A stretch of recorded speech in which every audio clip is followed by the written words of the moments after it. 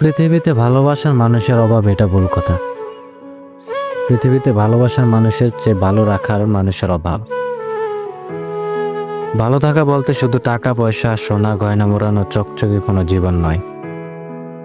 ভালো থাকা বলতে আমি বুঝি একটা মানুষ আরেকটা মানুষকে বুঝতে পারা, তার দুটো কথা মন দিয়ে শোনার মতো মানসিকতা থাকা, তার সঙ্গীর ছোট ছোট কাজকে গুরুত্ব দেয়া।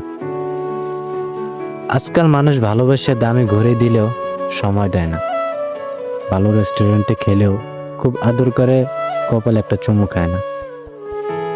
ওটা লেম কাজ মনে করে, ওটা লেম না। ওই ছোট ছোট ব্যাপারগুলি সম্পর্ক সুন্দর করে।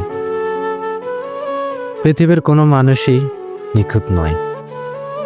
ভালোবাসি মানে তোমার গালের লালচে বরণকেও আমি ভালোবাসি।